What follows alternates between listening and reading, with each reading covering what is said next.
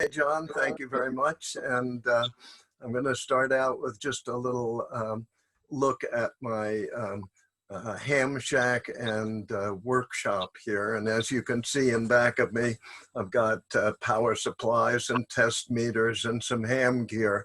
But the one thing that is not really standard to see in a ham shack is a human brain.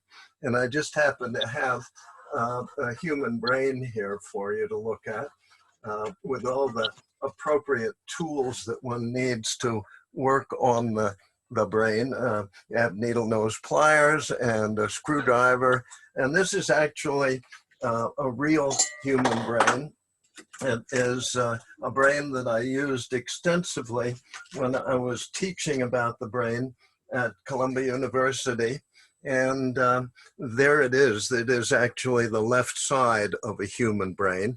It's a little bit soggy, and it's been played with by, I would guess, 1,000 students by now who have poked at it and sort of studied the various parts.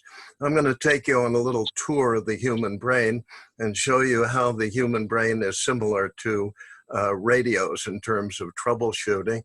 You may ask how I get a human brain and why I have a human brain. And the answer is, if you're dumb enough to die on the street in New York City and you remain unclaimed for 2 years, ghouls like me can come along and pretend they're a professor and ask for the brain. And you get the brain from the New York City morgue. And you get the chance of taking it out of the skull, and then you can use it as long as you want to show students and so on. And so this guy's been with me for a long time. I'm going to put him back in his nice warm home and let him pickle back up again.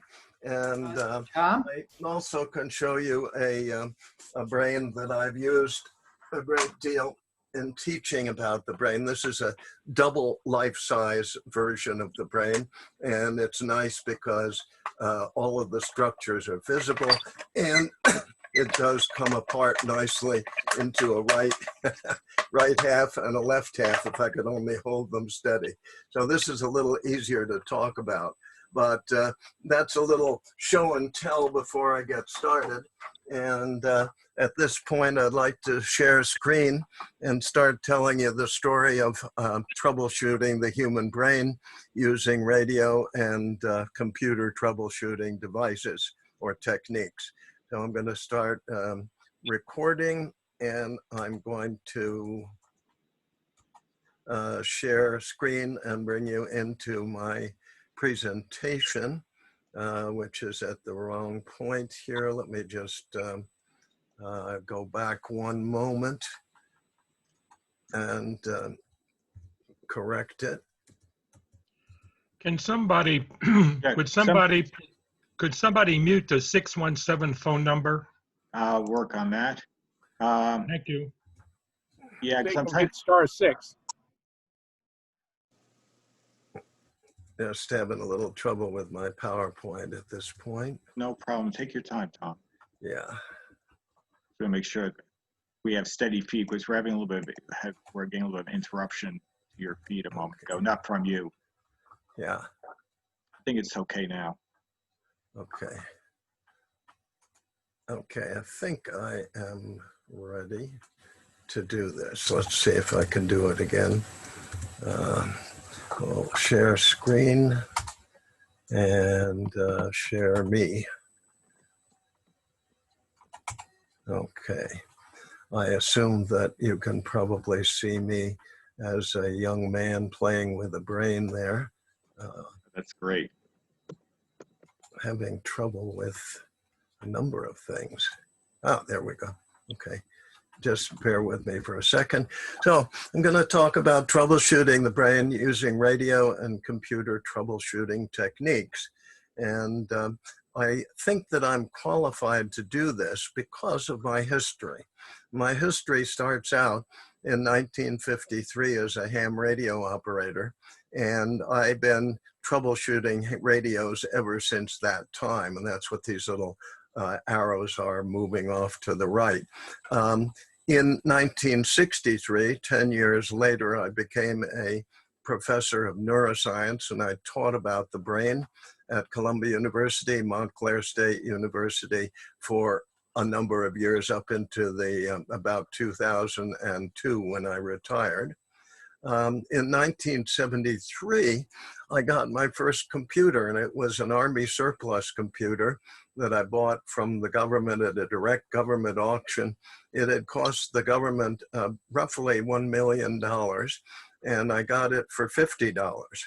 And that's what it looks like down there. It is an RCA 501 discrete printed circuit board, discrete component computer with a card reader and card punch.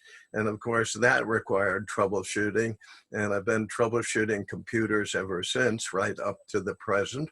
And finally in 1983, I got my first Enigma and started troubleshooting Enigmas. So I have what I think is a reasonable background in troubleshooting, very similar to most of yours, I imagine, but I'm not sure that many of you have the add-on of experience in troubleshooting the brain.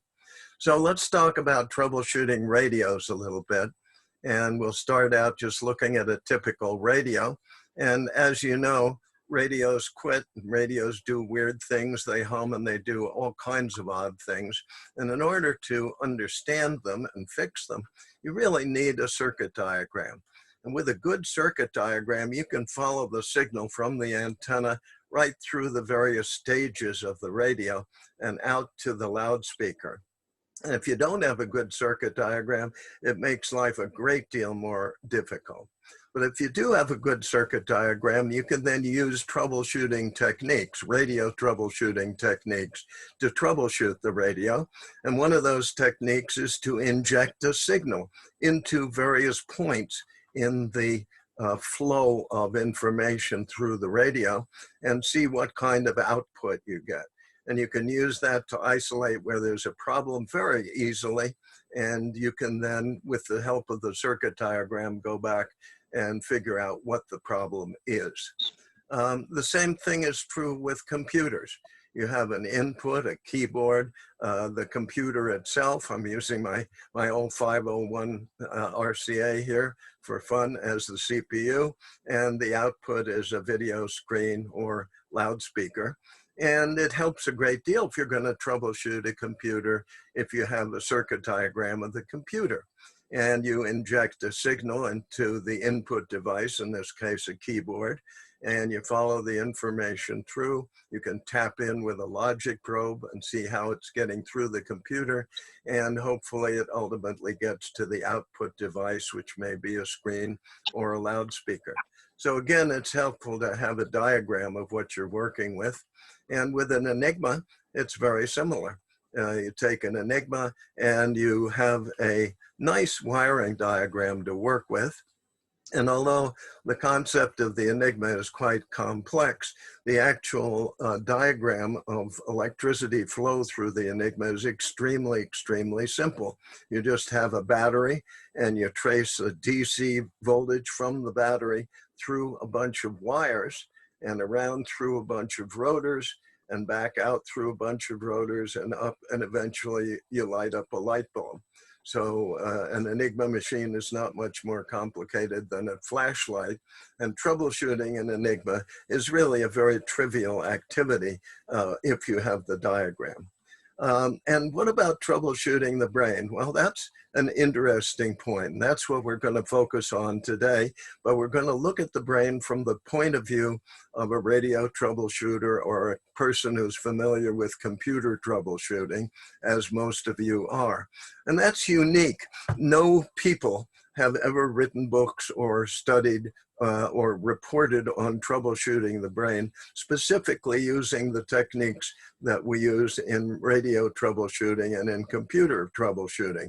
So I'm going to take on an interesting challenge here and see if it makes any sense to anybody.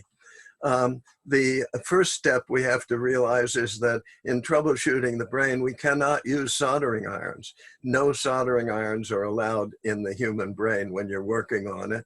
So that limits us, as you know, quite a bit, because with a soldering iron, you can do an awful lot.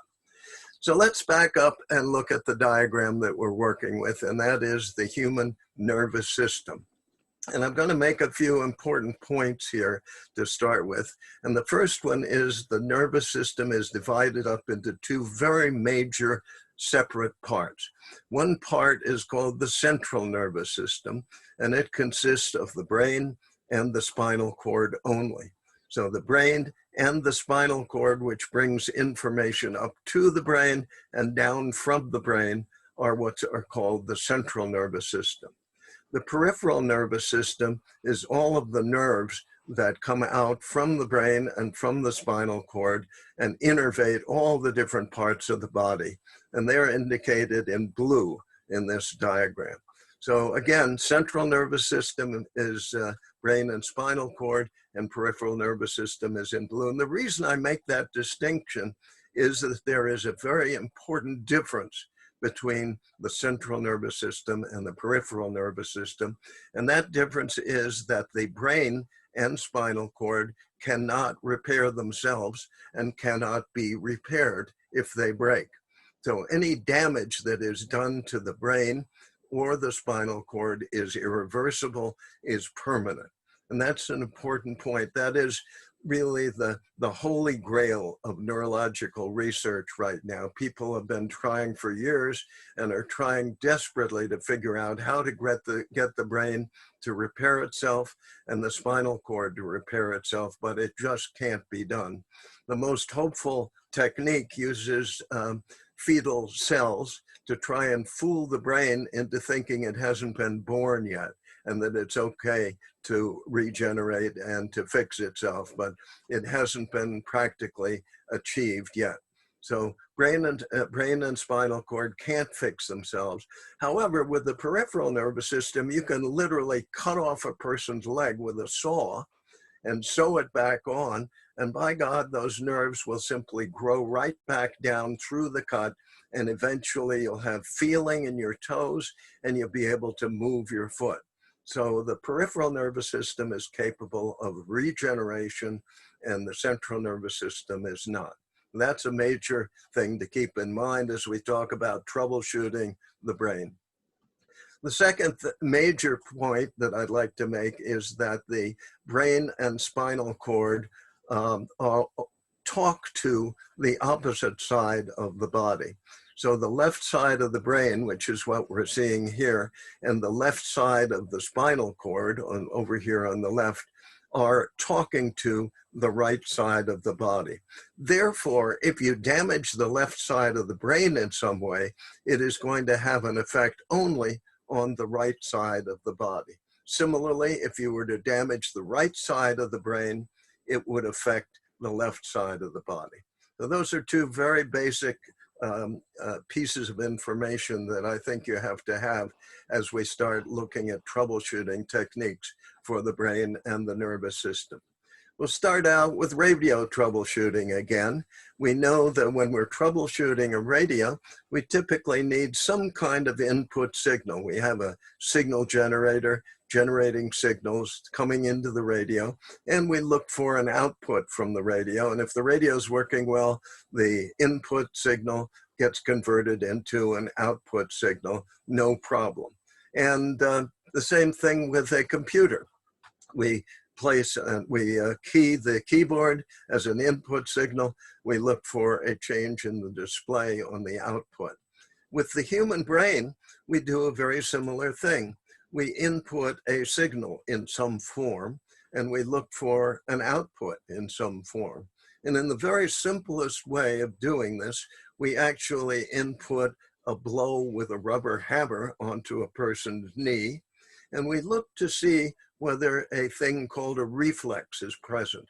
And typically when you hammer on the knee with a hammer, the lower part of the leg will kick forward, as you see on the right here. And that tells you that the nerve carrying the information in from the knee to the spinal cord and the nerve carrying the information from the spinal cord back out to the knee are intact. And so in that way, you can check out part of the nervous system in the same way that you can check out a radio by injecting a signal using a signal injector or signal generator, and see whether you are able to detect the signal at various stages in the radio. Now that's the very simplest thing that the nervous system can do. And believe it or not, the nervous system can do that even if you cut off a person's head. You do not need a brain in order to have a knee-jerk reflex. It is called a spinal reflex, and it is one of the ways of testing the integrity of the spinal cord and essentially the wiring of the spinal cord. A typical neurological examination assesses various activities of the nervous system. I'll just give you a rough idea of how that goes. The simplest aspect is the knee jerk, and there are other reflexes that you can elicit by stimulating various parts of the body of a person and see whether they are intact. And typically you can check out the spinal cord pretty effectively. Then you start applying various kinds of sensory inputs to a person's nervous system.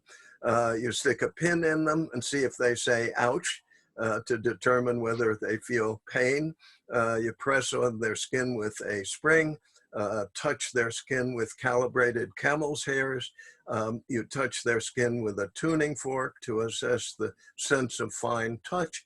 And you ask a person to close their eyes and reach out with their hand and touch their nose with their eyes closed. You might try that and see how difficult it is. And what that does is to assess whether the muscle sense, the receptors inside your muscles, are functioning appropriately and allowing you to make a judgment of how far your hand has moved. So if you take your finger off to the side and then with your eyes closed, see how close to the tip of your nose you can get with your fingers. That's one of the tests that helps determine the functioning of the nervous system. Very similar to testing a radio with various kinds of input. There are also tests for motor function, and typically when you're testing a person's ability to activate their muscles, you measure the strength of their grip, and you measure it on the right side and the left side. So you ask a person, squeeze my hand as hard as you can with your left hand, squeeze my hand as hard as you can with your right hand, and then you determine whether there's any difference. If there's a difference, then you start worrying about the right side of the brain versus the left side of the brain. If, for instance, the left hand is weaker, you know that there's some kind of problem in the right side of the brain. Very similar, again, to what you're doing with radio troubleshooting, but a slightly different format. And then there are all kinds of miscellaneous tests. When a person goes into a neurologist, you assess their gait, how well do they walk, what's their posture, and then there's always the question of a person's memory. And you assess that by introducing yourself as a doctor. You say, my name is Tom. I'd like you to remember my name. And it sounds a little silly, but you do that. And then you say, who was the president of the United States 4 years ago? Can you remember? And you assess a person's long-term memory. And then you zip back and you say, oh, and by the way, can you remember what my name is? And that assesses the person's short-term memory. So these are tests, sort of like the test instruments that you would use in checking out a radio. And here we are looking at the spinal cord again. Spinal cord lies inside the spinal column, and we input various senses into the spinal cord, specifically the skin senses, light touch, fine touch, pressure, pain, and the muscle sense that I just spoke about. And we ask a person, can you feel this? Do you feel pain? Do you feel touch? And so on. And you also assess whether their muscles move, as we saw in the spinal reflex. The body is sliced up into a number of what are called dermatomes, or skin areas. And each one of these skin areas, this little strip that we see across the person in front and a corresponding strip in back, corresponds to one of the spinal nerves. So if you apply a pin to a person's body right here, and they can't feel it, but you apply it up here and they say ouch, and down here and they say ouch, you know that there is a problem in this dermatome, and therefore the problem involves the nerve there. So that's how you go about determining which of the nerves in the spinal cord may be damaged. And again, the dermatomes are all over the body, and you can test virtually all of the spinal nerves using stimuli applied to the dermatomes. What kind of problems occur then? The spinal cord is enclosed within a stack of bones called the spinal column, and the bones are separated from each other by a thing called a disc. And the disc is soft and allows the spinal cord to bend forward and back while still protecting the very, very different, very, very vulnerable spinal cord inside the bones here. The spinal cord is located in a hole in the vertebra. We're down at the very lower part of the spinal cord here, and we can see a spinal nerve coming in with the sensory information toward the back of the person coming into the spinal cord, and the motor information going out to the muscles in front up there. What kinds of things can happen to the spinal cord? Well, the most common, I think, is a herniated disc. And the herniated disc is a situation where you have typically applied too much force to the spinal cord, compressing the disc. And the central core of the disc, which is sort of soft, oozes out and pushes against the spinal nerve. And when you push against the spinal nerve, it typically stimulates the pain fibers in the nerve, and the person experiences pain, sometimes a great deal of pain. And the cure for this typically is to hope that the central part of the spinal disc will go back into the middle. And if not, there are various operations in which the disc itself can be removed. And when you remove a disc, you can see one over here. When you remove a disc, the bone comes down and rests on the bone, and the bones fuse together. And this is called a spinal fusion. Over here, we see a compression fracture of the spinal column. And this occurs when you've applied too much force to the upper part of the spinal column down, and the spinal column is not able to support that much force. This kind of thing is often seen in snowmobile drivers. If you take a jump in a snowmobile, you go way up in the air and then you come down really hard, your whole body compresses hard, and your spinal vertebral vertebral bone may collapse, as you see here. Happily, that type of situation does not impinge on the spinal cord, which is safely enclosed over here. Over here, however, you see a displaced fracture of the spinal cord. And this can be extremely serious. It is often the result of automobile accidents or a severe traumatic injury of one kind or another. And in this case, you can see that the spinal cord, this very vulnerable set of nerves that are carrying information up to and down from the brain, is almost completely cut.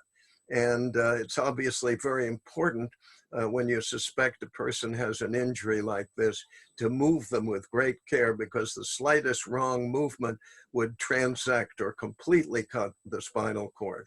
When you do completely cut the spinal cord, everything's fine above the place where it's cut. You can feel things, you can move things, but below the place where the spinal cord is cut, nothing works. The only thing that continues to work down there are the reflexes. You can't feel anything below the transection of the spinal cord, and you can't move any muscle. So it produces paralysis and total lack of feeling below the transection. Now that's the kind of thing that you are diagnosing essentially and troubleshooting when you're doing these various tests. And simply by looking at the ability of a person to detect sensory input on the upper spinal nerves, and when you find that spinal nerves below a certain point are unable to feel and unable to produce movement, you have then troubleshot the spinal cord and located essentially the problem in the same way that you might locate a bad tube in a radio, so nothing gets through at that point. So let me move on to the human brain and talk a little bit about that. And again, I need to make one very broad distinction between the two parts of the human brain. The brain is really divided into two parts. The old brain is the central core of the brain. It's called also the brain stem and the limbic system. And it takes care of all of the basic life continuing activities of the nervous system. And it again is called the old brain, if you remember that. The new brain is a set of nerve cells that have evolved on top of the old brain. And these nerve cells are what produce conscious awareness and the ability to think and the ability to remember things. So a very important distinction between the old brain and the new brain. The old brain itself is responsible for a lot of activities that involve keeping a person or an animal alive. And the old brain is virtually similar or the same in animals from humans down to rats and mice. And most animals have this basic central core. It makes sure that they eat properly, that they drink properly, that they have the ability to procreate, that they can express aggression and fear, that they have emotions, and that they can coordinate their muscles. The brainstem itself, way down in the bottom here, takes care of even more basic activities such as breathing and sleep, the sense of balance, and maintaining the heart rate. So if there are any kinds of problems in the old brain, you see those manifested in such things as a person being unable to drink or eat, a person who suddenly becomes extremely aggressive or very fearful, and so on. So this research that disclosed this activity of the old brain involved going into the old brain and lowering electrodes into the tiny little structures that constitute the old brain. And this is what I did much of my career as a research neurophysiologist. I would lower electrodes down into various structures in the brains of animals and find that if I destroyed those structures by passing a high voltage electrical current across the tips of the electrodes, the animal might end up being very obese or unable to eat. And the reason that this research is important is that humans sometimes develop problems in the old brain. Here we see on the right a tumor that has grown in the brain of this patient, and the tumor has grown in an area that produces an inability to eat. So the patient has to be force-fed, and you get an emaciated, unable to eat individual. And that inability to eat acts as one of the troubleshooting techniques for determining whether there might be a problem in the old brain, in this case, in the hypothalamus. And here we see another set of behavioral changes that are produced by changing the structure, the activity of the structures in the hypothalamus.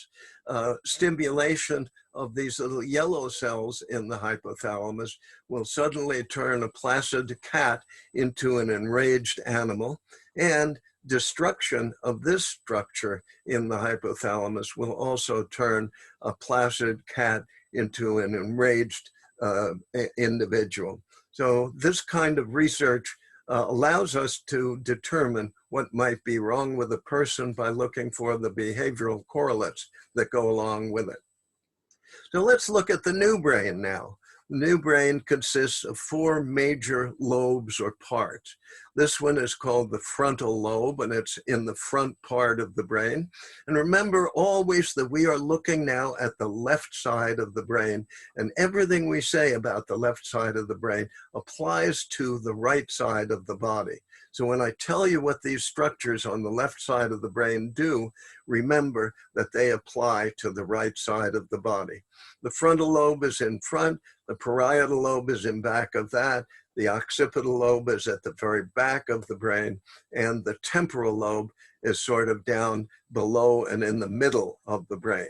And what do these structures do? Well, a man named Dr. Wilder Penfield did a very, very interesting thing.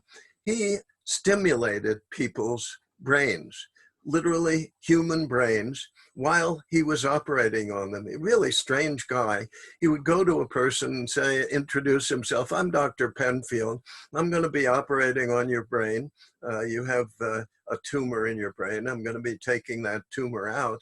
And it's not going to hurt you at all because the brain has no pain receptors whatsoever.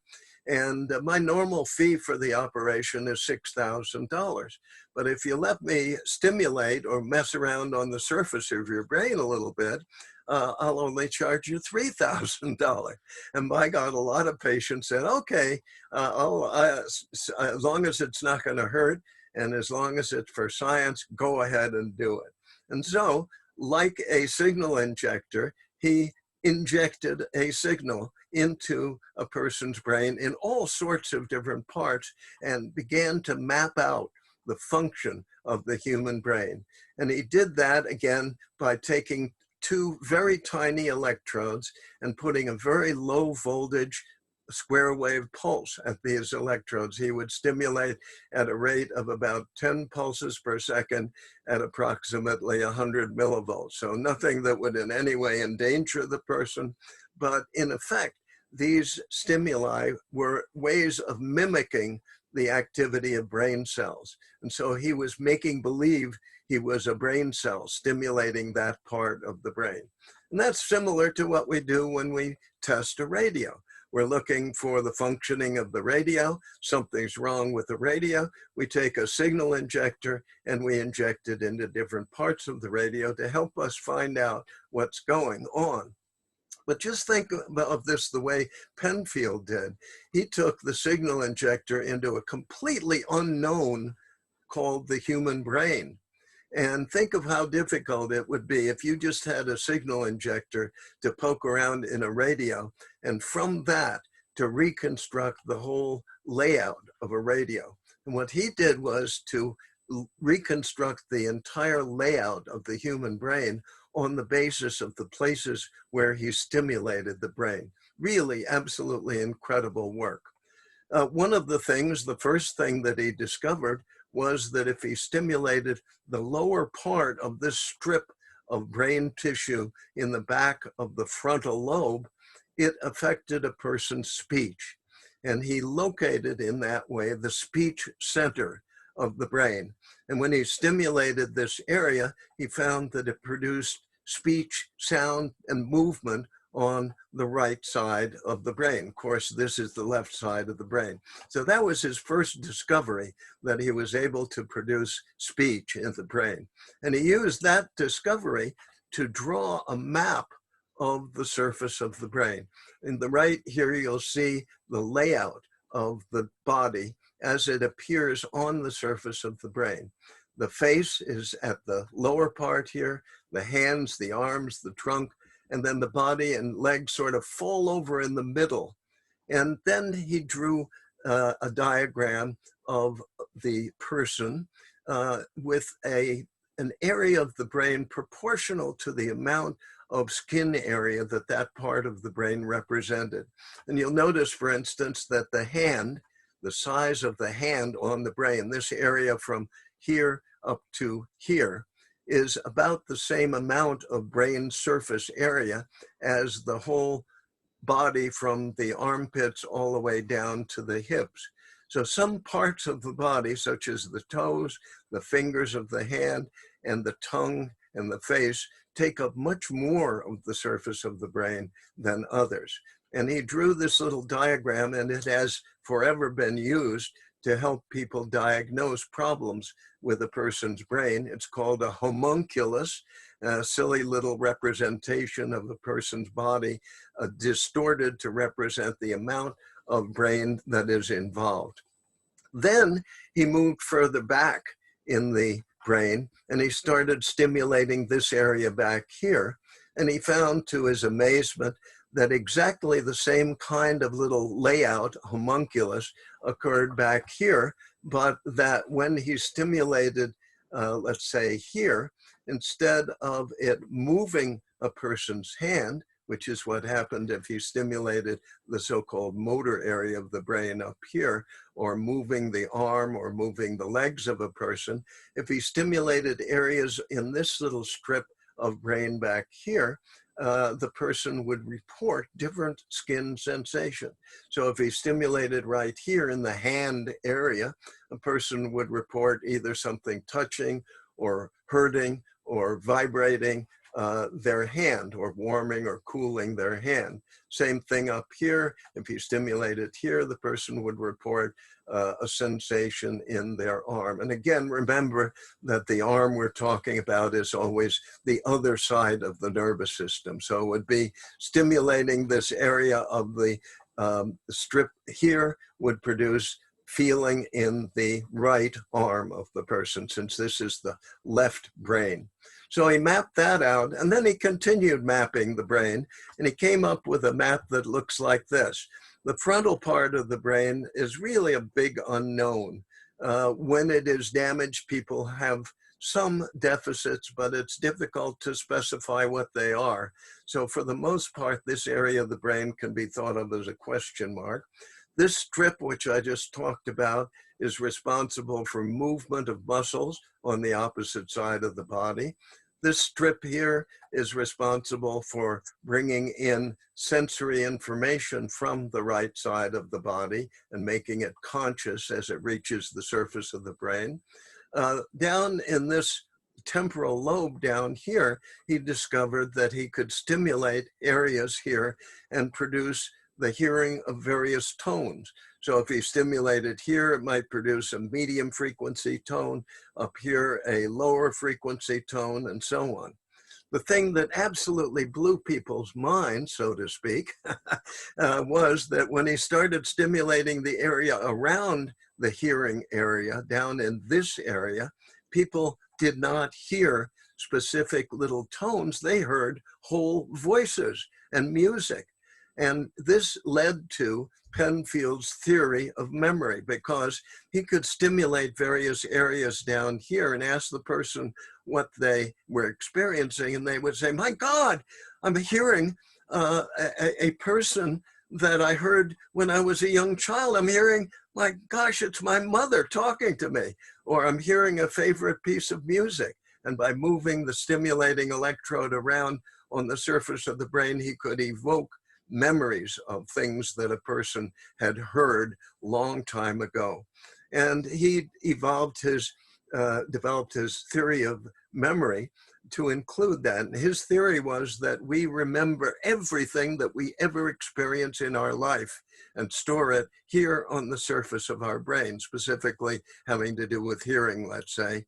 And it stays there, and it's just that we can't always get at it. But if you stimulate the surface of the brain, he said, you can probably get at it. And so he added on this idea that the temporal lobe is involved in memory. And that theory of his has stood up very well. We find that people with lesions, with tumors in the temporal lobe, can't remember things. And he also led to other theories of memory, but very, very effective thinking on his part. The back part of the brain is responsible for vision, and the very back part of the brain actually represents the things that we see. So nerve impulses come from the eyes, end up on the surface of the brain back here, and produce conscious awareness that we are seeing something. But what he also discovered was that an area further forward involves the memory of things that we've seen a long time ago. And by stimulating various areas in this part of the brain, you can produce the memory of things that you've seen a great deal of time, long time ago. He would stimulate this area and a person would say, my gosh, I'm seeing the house I lived in 50 years ago. And so that was a very dramatic discovery. So Wilder Penfield really did some amazing and wonderful things for the normal human brain. Of course, we know that radio collectors' brains are not normal. And we see that in this case, for instance, the human brain of a radio collector is quite different. The frontal lobe contains what we call the infamous dumpster diving gyrus. And if you were to stimulate this part, people would jump into dumpsters. And notice how much of the brain is involved in dumpster diving in the collector's brain. Absolutely amazing. The top part of the parietal lobe is the superior tuning condenser. And here we have the condenser sensor. And down in the temporal lobe, instead of memory, we have the tuber boober. And back in the occipital lobe, we have the fuse blower, and down in the brainstem, of course, is the infamous radio row. But we'll leave the radio collector's brain for another talk, and we'll go to a normal person's brain. That, of course, doesn't imply that radio collectors are not normal, but you can draw your own conclusions from that. So if you will, try to remember these things that I'm pointing out in the lobes of the brain: thinking in the front, movement of muscles on the opposite side of the body in this little strip of brain here, the sensory awareness of things that are touching, paining, vibrating, heating, cooling. The right side of the body appear here. Vision appears on the back of the brain, and hearing and understanding what we're hearing and memory of what we have heard appears down in here and over in here. So hopefully we can now look at some typical brain problems and diagnose what kinds of problems there are resulting from those brain lesions. Keep in mind that this is the left side of the body, and it's going to refer to the right side. Left side of the brain refers to the right side of the body. We'll take a look, first of all, at the circulation of cerebrospinal fluid. The brain generates a clear liquid in the middle of the brain, and that liquid flows out of the middle of the brain and ultimately ends up all around the outside of the brain to cushion the brain against sudden shocks. And it literally acts as a shock absorber, so that if you were to hit your head hard back here, the brain would be cushioned. It wouldn't just be, the shock wouldn't be directly transferred to the brain. The cerebrospinal fluid also flows down and around the spinal cord. So this liquid is constantly being generated inside the brain. It's generated in holes in the brain called the lateral ventricles, these horseshoe-shaped things, and the third ventricle in the middle. So think of these things as generating clear fluid all the time, and the only way out of the brain is down this tiny little hole called the aqueduct of Sylvius. And if the fluid can get down through that hole, then it circulates around the brain, circulates down the spinal cord, cushions the brain, and so on. But there are situations where the aqueduct of Sylvius gets blocked. And in that case, we have something called hydrocephalus. In this child on the left, you can see typical hydrocephalus, where the fluid in the brain is building up pressure and pushing out on the brain. Here's a slice of the brain, and you can see that the normally very small ventricles, which should look like this in the lower left picture, have become very, very large.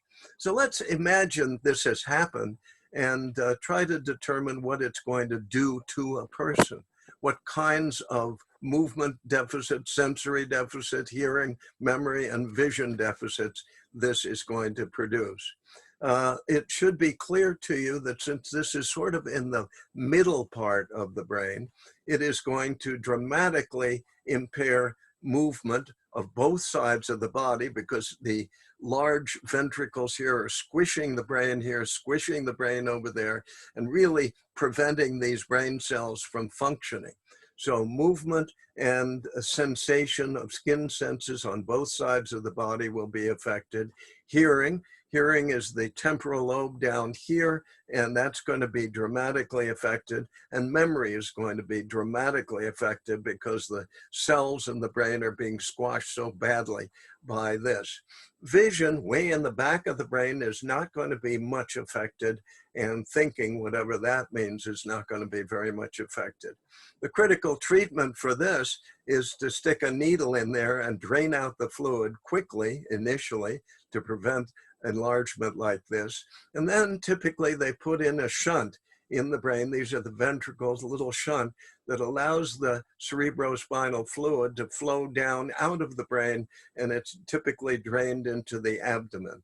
And people can live for 50 or more years with this little shunt in place, which prevents the fluid from building up in their brain.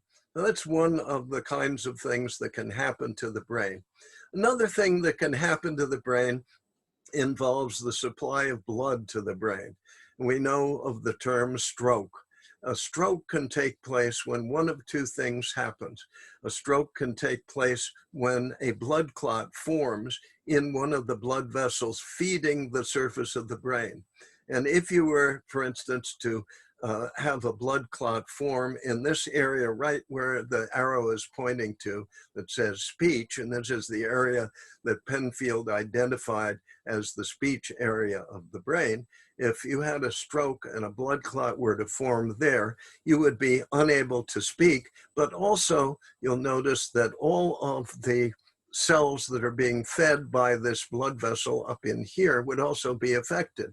And so you would have impaired movements of your hands and of your arms, and then this blood vessel might take over and continue to allow you to move some parts of your body. The other blood vessels are not affected.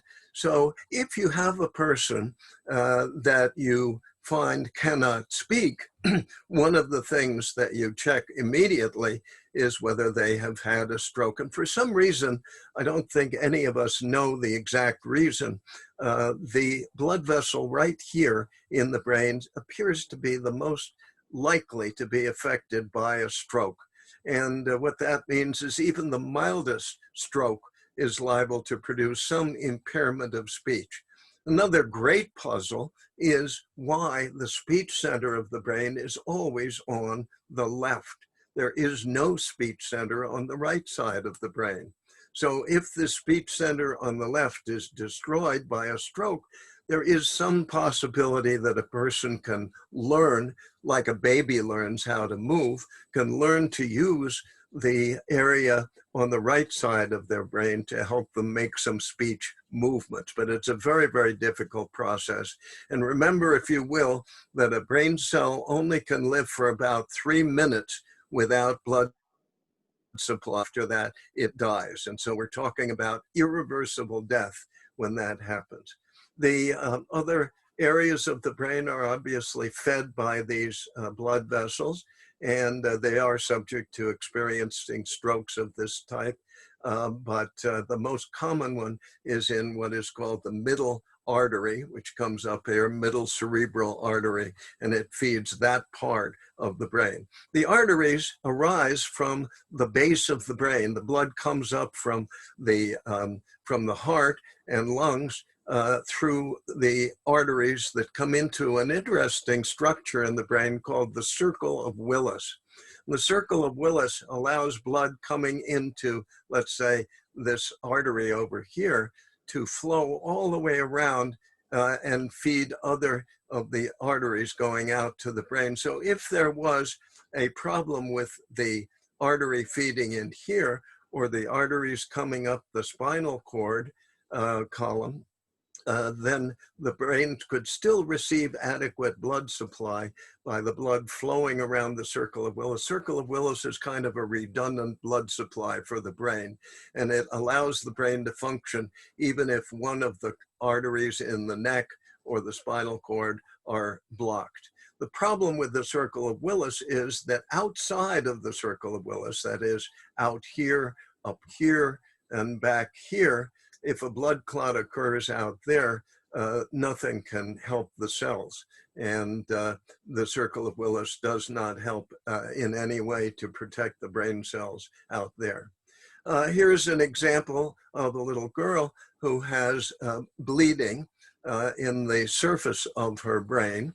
And this is known as a hematoma. And hematomas can occur when there's a blow to the head that is so severe that the normal cushioning of the brain cannot protect it. And you get bleeding. And let's try and use this our knowledge of the brain to figure out what kind of symptoms she is going to have.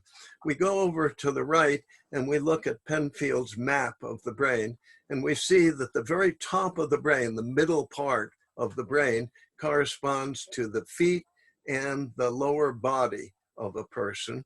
And so we can predict that this patient is going to be unable to move their feet because these nerve cells in the brain are being so compressed by the blood, and probably unable to feel anything in her feet.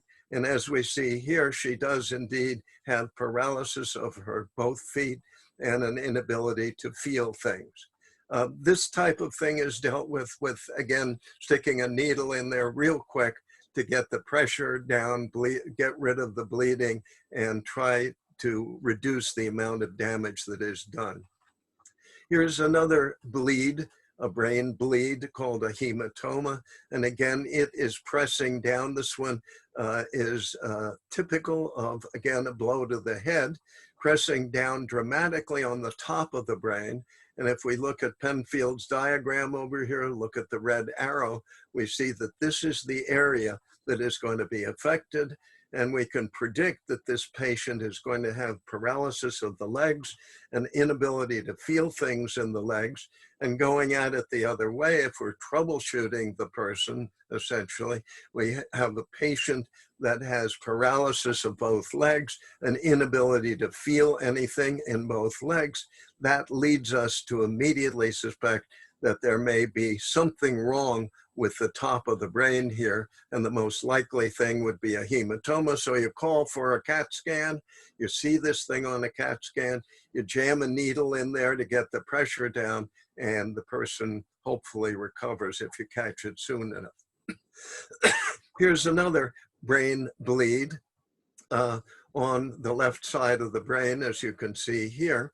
And let us again use our knowledge of the brain to determine what kind of deficits we're going to get. We see that this involves the top down to the temporal lobe, and a little bit of the temporal lobe. And that means we're going to be involving the middle part of the body, the hands, the face, and the larynx, all of those areas of the person's body on the right side. Remember, this is the left side of the brain. All of those areas on the right side of the body are going to be unable to move. There'll be paralysis, and no touch will be felt by the person on the right side of the body. Again, a CAT scan would confirm our troubleshooting diagnosis, and immediately a hole would be drilled and the blood would be allowed to drain out. Here's another bleed on the outside of the coatings of the brain. And again, we can use our knowledge of the structures of the brain and the function of those structures to predict very effectively what's going to happen with this person.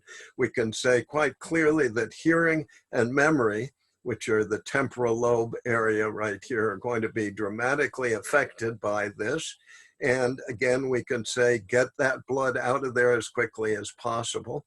And this particular bleed is the result of a fractured skull due to a blow on the side of the head. So anytime you have a fractured skull, you typically do a CAT scan to see if anything's bleeding or if cerebrospinal fluid is pooling, and then take appropriate precautions to reduce the pressure. Here's another similar bleed. In this case, it is compressing the temporal lobe. This is the upper part of the brain, all of the movement and sensory part of the brain, the visual part of the brain are all okay, but this is the temporal lobe, and this is the left side of the brain. So the temporal lobe on the right side of the person is going to be affected, which means that they will be totally deaf in their right ear, and that they will be unable to remember things very well due to the problem of the blood pooling in here. And again, get rid of the pressure as quickly as possible. Here's a traumatic knife injury to the brain. Quite surprisingly, things like this sometimes have virtually no effect on the functioning of the brain. It all depends upon whether this blood that you see here expands and produces a blood pool, a hematoma that starts pressing on the brain. In this case, it looks quite confined, and it's quite possible that this person would have relatively little effect. We see that this is the left side of the brain, so we could guess that perhaps movement of the hands and of the hands on the right side, and perhaps feeling in the hands on the right side might be affected. And it does seem to be compressing the temporal lobe down here, which might impair a person's hearing. But it's quite surprising. Sometimes you can find that really terrible looking injuries like this have very little effect on the brain, unless, again, the bleeding gets out of hand.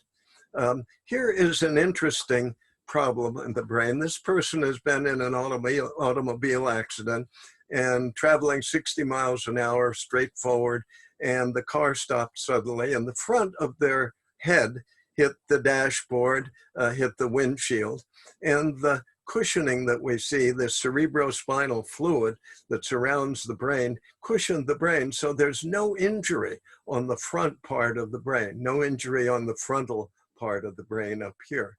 However, when the brain then bounced back inside the skull, the cerebrospinal fluid in the back had thinned out and was not able to protect the bouncing back brain, and there is a rather severe hemorrhage, hematoma, in the back of the brain. So this is known as a contra-coup hemorrhage because it is the opposite from the coup, or opposite from the blow that was struck to the brain. In this case, we know that this is not going to be extremely devastating if it doesn't get too large. It may produce a slight impairment of vision in the back of the brain, but that's about all. We look at a couple of situations where blood vessels have burst spontaneously, and these are called aneurysms. And this is also the second kind of stroke, when a blood vessel, instead of developing a clot, the blood vessel bursts and starts bleeding inside the brain. It can put pressure on the brain and produce a lot of problems. This particular aneurysm is bleeding up into the frontal lobe.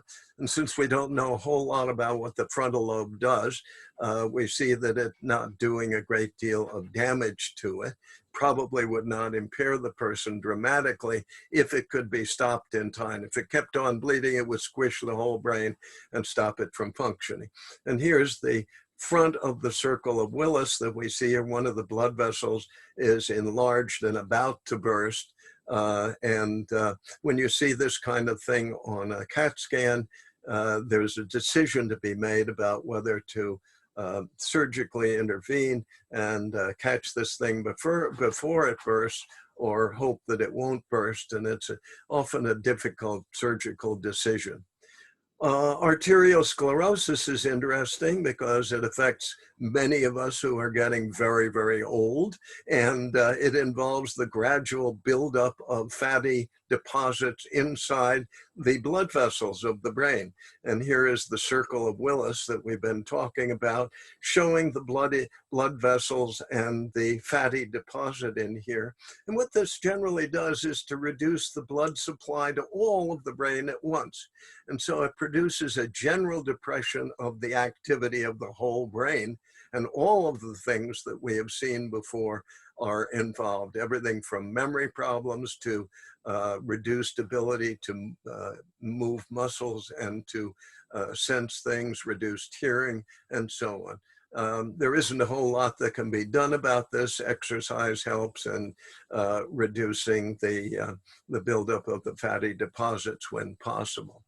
And finally, we'll end up talking a little bit about tumors, cancerous cells that just proliferate and grow into sort of a large mass. Tumors are really, can be found in two types. One type of tumor is a completely self-contained tumor, which can be surgically removed without impairing a person's life. And typically the person can then go on living. And as long as that tumor is fully self-contained, the outlook is pretty good. Here we see a tumor in a very difficult place. It's in the brainstem, at the bottom of the brain, but it is also very, very well defined. And the surgeon has been able to remove the tumor from this structure without leaving any little tumor cells in the brain. It does leave a little compressed area where the tumor compressed some of the nerve cells, but for the most part, this tumor was removed successfully and the person was able to function appropriately. In the top here, we see again a tumor that has been removed intact. And we see that this is in the very top of the brain, the very center top of the brain.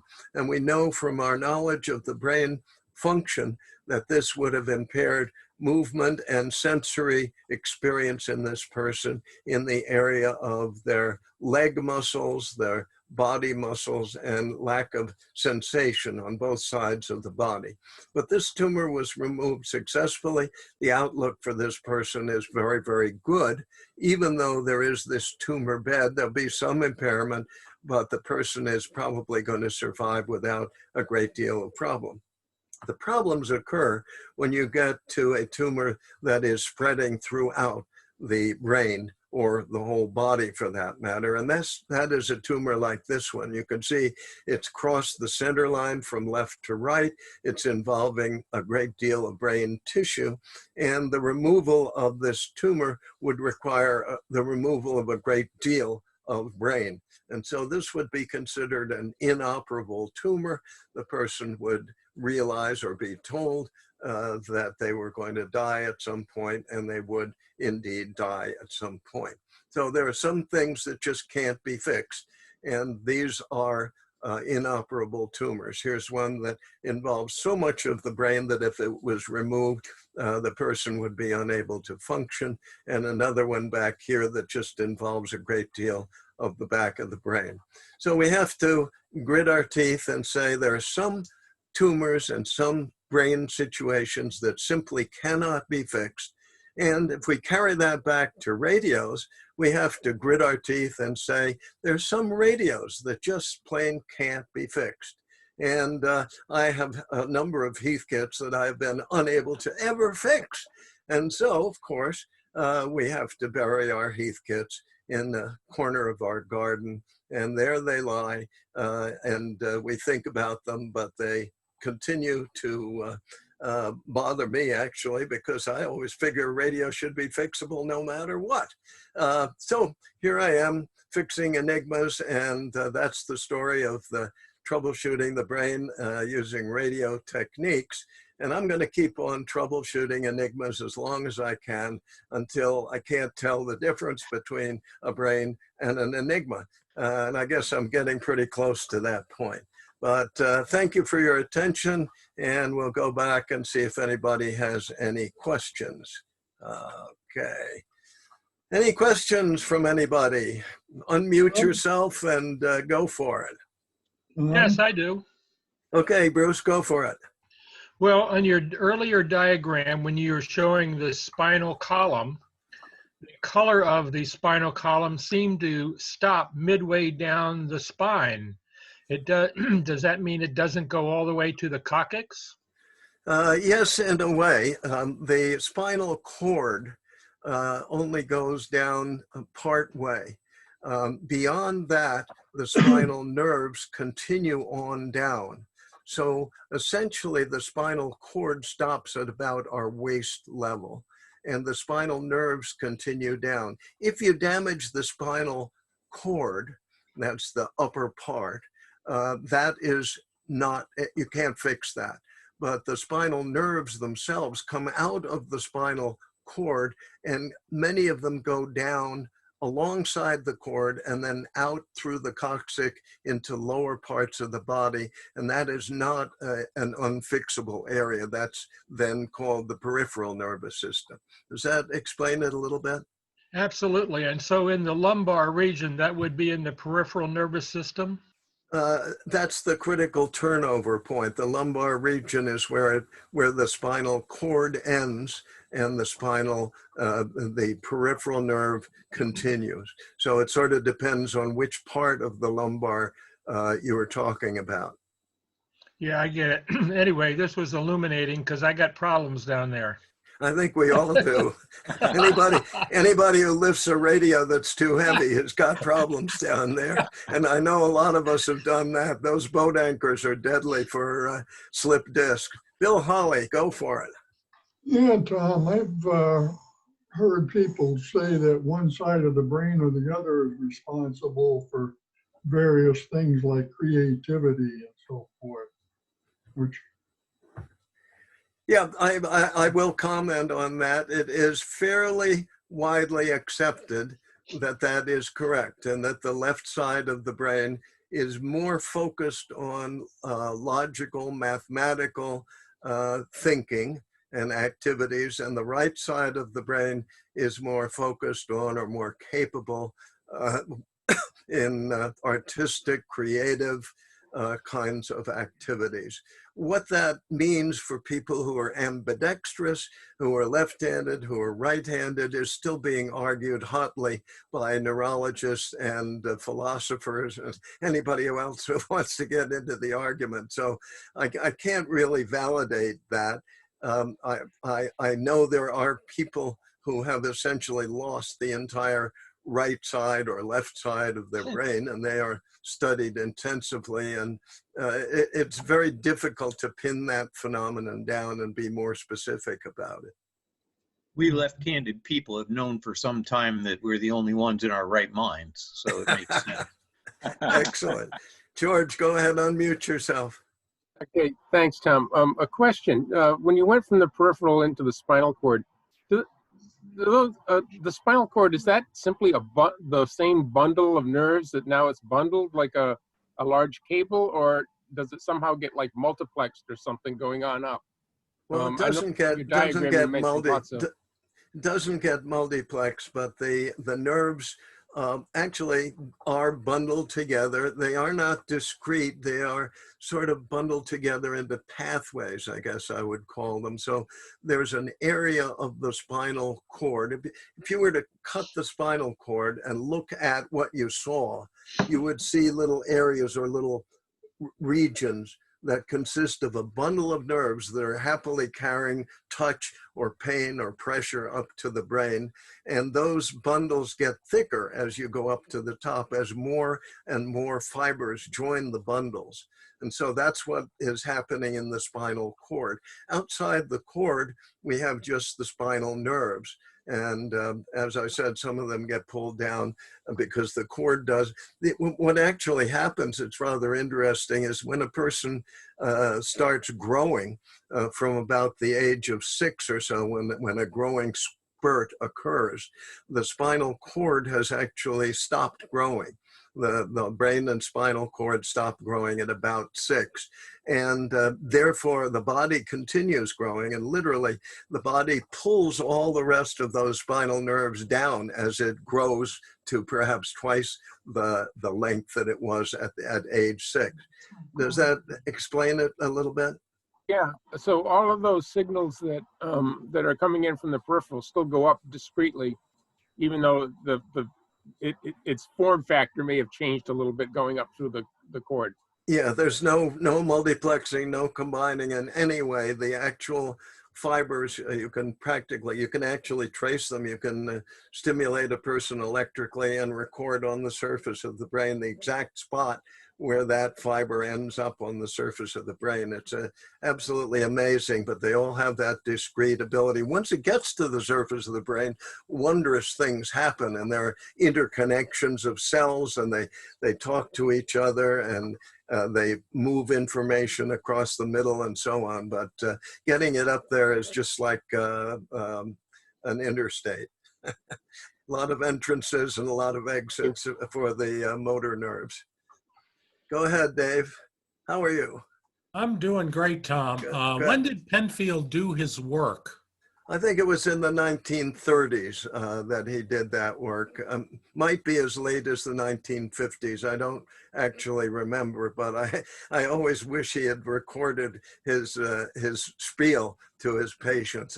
I'll give you a break in the price if you'll just let me poke around on the surface of your brain. Well, the reason I'm asking is I read an article, I think it was in the late 50s, It was an article in one of the magazines about someone who was probing people's brains, and the people were recounting memories that they had totally forgotten. And this was from the 50s, as I recall. And Yeah. I wonder, it probably was Penfield. Yes, I would say so.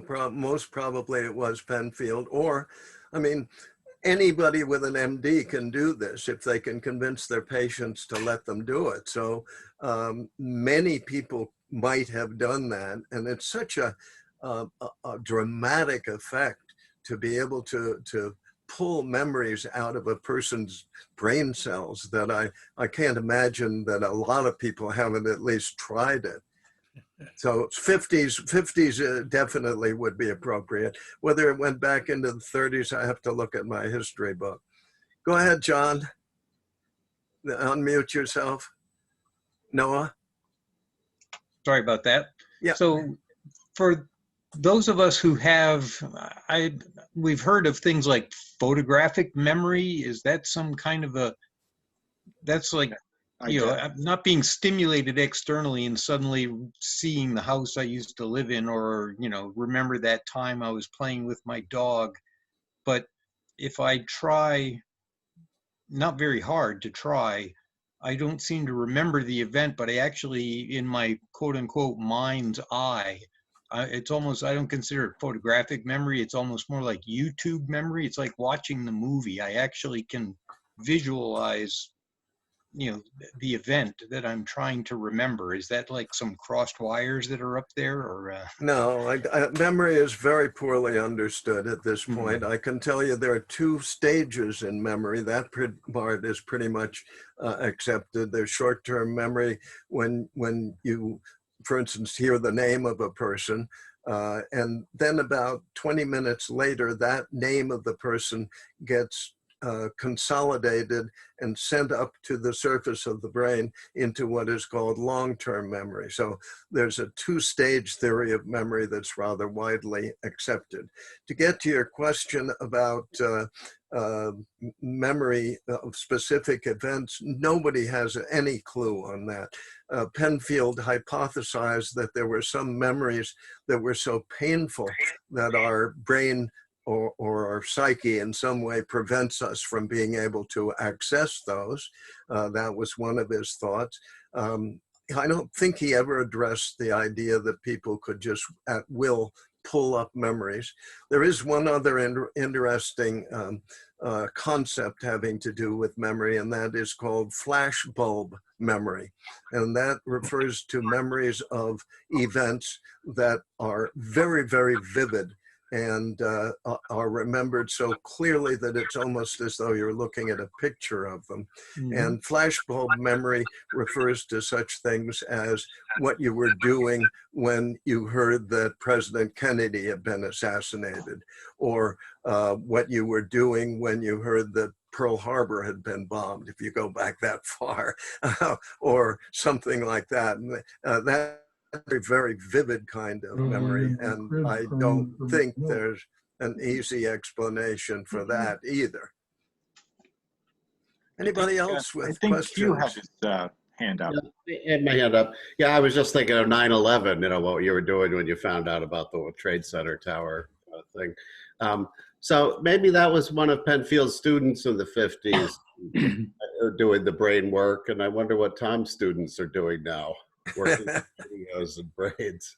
I just want to say a little anecdote. I had spoken with Tom a little bit about some neurophysiology stuff I did when I was in college. I made a histogram nerve firing from electrodes in a cat's brain, and that Professor Daniels at Brown, he ended up teaching the digital electronics course. And he had a T-shirt made, and it was an image of the 2900 bit slice microprocessor CPU, and the caption was, "The real circuit you're troubleshooting is yourself." That's good. That's very good. Tom? Yes, sir. Tom? Yes. Two comments. One, Dr. Penfield submitted an article to a linguistics magazine in which he indicated that since he was functioning in Montreal, he had access to two types of bilingual people. One type were bilingual right from birth in French and English. The others learned one of the languages as their native language and the other one later. And he found in doing his experiments that there was a difference in the brain as to where he would locate the languages. If the second language had been learned later, both languages would be grouped together in the usual language area. However, if the two languages had been learned from birth, one of the languages would capture an area on the other side of the brain.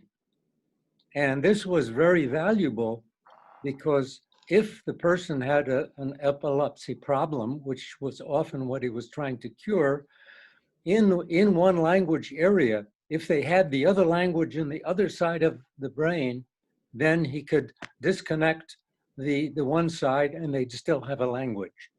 While if it was in the language area and both languages were there, he didn't feel he could do anything because they would go crazy because they could ever get a chance to learn a new language as an adult.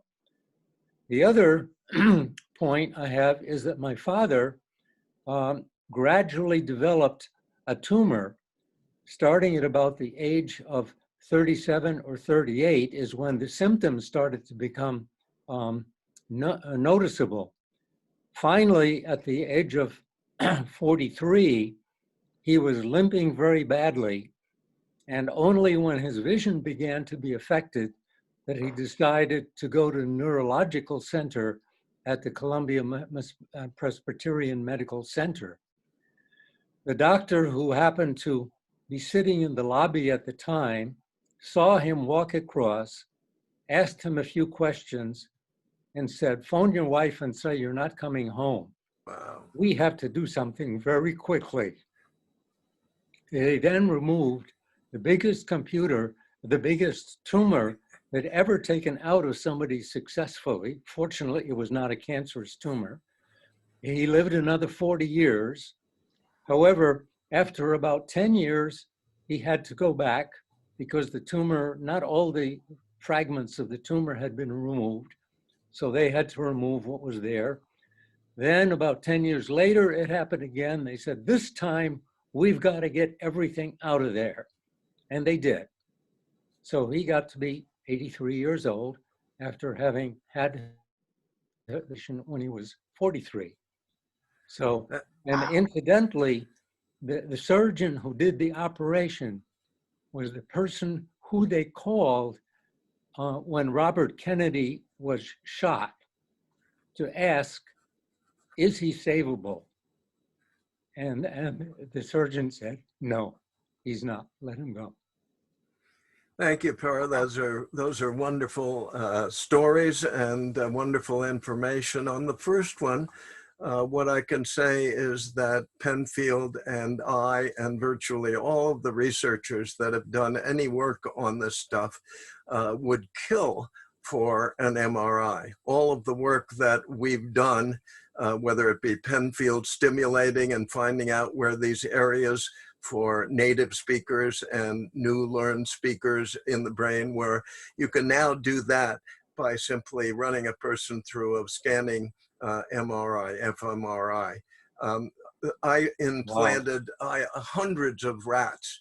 Those rats never would have had to be implanted with electrodes if I had had an MRI available. I put people in shielded rooms. I did all kinds of things to people to try and figure out what was going on in the brain that you can now tell just by looking at an MRI. So I wonder if he actually lived long enough to see that. I certainly have, and I would have been a lot happier with that. On the tumor front, I had a student in one of my neurophysiology courses who was a captain of her basketball team and a top student, just absolutely outstanding student. And she had a dizzy spell at one point, and her coach said, you know, I think I better have you go and have a neurologist look at your brain. And the neurologist looked at her brain on a CAT scan and found that she had a tumor in the whole top part of her brain, just in back of the touch area, right back about here, this whole area. And it was the size of a tennis ball, just an immense, immense tumor. And she had been able to do all of these things, top student, excellent basketball player, and so on. They were able to remove the tumor successfully, and it had not metastasized to anything. And so she was a very happy and lucky girl. But what that told me is that you can deactivate huge areas of the brain and not have any real known effect on that. It is fairly well known. Anybody studying in this field knows the theory of it, but to actually see it in a student was really fascinating. So thank you for your two insights on that. Well, thank you for your talk, and it was interesting to hear, you know, the amount of information that Dr. Penfield had created that I had never heard about. Thank you. Oh, you're very welcome. Anybody else have questions or comments or anything? Just thank you, Tom. Thanks, Bill. It was absolutely terrific, Tom. Yeah, it was. Hello, Tom. Yes. It's Go ahead. Mr. Mike. Yes, Mike. Thank you for this very interesting presentation. In fact, the name Wilder Penfield is very familiar to me because he did all his work at McGill and Montreal Neurological Institute in Montreal. And the one of the streets, the main streets in Montreal, is named Dr. Wilder Penfield Oh, after great. him. So it's like a kind of a memory of the old days when I used to live up in Montreal. Thank you again, Tom. It's excellent. Thank you, Mike. I had no idea. I'm going to go up and camp on Wilder Penfield Street. I've take a actually walked picture. on that street. That's In great. fact, it used to be Sort of called celebrating McGregor, him.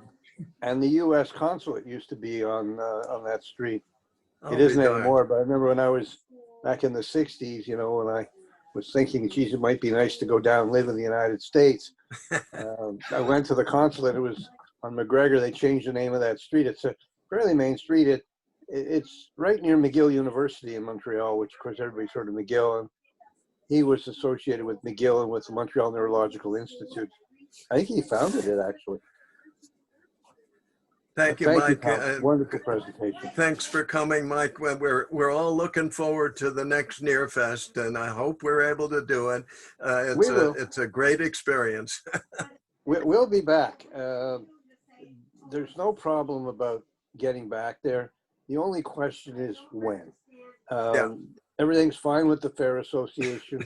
In fact, we have to put a deposit on each contract every year. And they rolled our deposits over till next year. So we didn't lose our deposits. Right now, we're doing a little bit of fundraising to build a very substantial cushion in case this happens again or goes on. We're offering for a limited time what we call the VIP pass, which is essentially a lifetime pass to Nearfest, which of course you know all about because you have one and yours was presented to you. But we're okay. We're planning on the spring. It'll be April 30th and May the 1st. But if for any reason this situation has not been under control where we feel that it's safe and prudent to go back, then we'll go back only when it's safe. Well done, Mike. And we all appreciate immensely all the work you and your gang have put into Nearfest over the years. You saved it, and it's growing. It's wonderful. Well, we couldn't do it without everybody who attends, and we couldn't do it without some of the fine people that do presentations at Nearfest, such as yourself and George, K1ANX, and there's a whole list of people who make it even better. It would be nothing without the people who attend and who do the events, bring stuff to the flea market, the commercial vendors, the forms presenters, the exam volunteers that give exams there, it would be nothing without you folks, because you guys make it what it is. Yeah, but you pull it together and make it work behind the scenes, but we won't talk about that, Mike. We just thank you. I appreciate it. And thank you guys too for all you do. It's a Okay. pleasure. I really enjoy doing it. And I'm enjoying actually guiding it now in very perilous times. And I'm looking forward to when we go back and when we can bring it back, hopefully better than ever, because we're hoping that people will look at around right now and see what it's like with no Near Fest. And they'll want to make sure it continues. And the only way they can do that is by supporting it. And what we're saying to people is, buy one ticket a year. Even if you don't plan to attend, you could win a door prize, but that'll help keep us going. Because I know for sure that our costs are going to go up when this is over. There's no doubt about that. How much is the pass? That's $250. Okay. It allows the pass holder and one person, their guest, to enter at 8 o'clock instead of 9. And it's good for the life of the pass holder. And each pass holder gets one regular ticket that they can put a stub in the bin for a prize drawing. So it takes, we figured, about 6 years to pay it off. Okay. Thanks for Was there thanks for any- coming tonight. Thanks for coming tonight, Mike. This is Bruce, WX10. Yeah, I see you in there, Bruce. Thank you, everybody. And Thanks. as long as Tom invites me to these events, I will try very hard to make them because it's very fascinating. That was great. There we go. Lifetime pass, Tom Perera. Excellent. I love it, Mike. Great. Well, unless anyone has any other questions, I'd like to just first thank Tom for this presentation. I can't possibly have imagined a more comprehensive walkthrough in 90 minutes of the brain. I don't think I could possibly imagine a better presentation in that regard. And I think we'll have to get all T-shirts made with the brain with the radio collectors thinking there. I enjoyed that very much. But I have one maybe final question for Tom, is to leave things in lieu of a parting joke, is the brain that you showed at the beginning of the presentation that's been around a while, was that from some man named Abby Normal? I actually don't know his name. I know he was a 30-year-old guy who died on the street unclaimed in New York, but I don't think he was named Abby. How long ago was that, Tom? Oh God, let me see. I've had that brain for probably 40 years, 50 years maybe. So, Wow. and I would say I got it when he had been dead for a couple of years. So a long time. But formaldehyde does wonders. Do they keep cadavers around for that long in New York? I would think that they would bury them a lot sooner than that. No, 2 years, 2 years, and you go off to Potter's Field unless the ghouls come and get your brain. So that provokes one last question then. What if like right at the time of death, all these memories that are in there, is there anybody looking at trying to figure out a way to suck those out before the brain cells die? Oh, I don't know. I've had questions about that. What happens to a person who's guillotined and their head is cut off? Does the head keep thinking and remembering things for a full 3 minutes, which is how long the brain cells last? I'm not going to do that experiment. Okay, everybody, thanks for coming, and we'll look forward to seeing you in 2 weeks. Yes, thank you very much, Tom. It was outstanding. Everybody have a great evening. We'll see you in 2 What's on the weeks. program in 2 weeks?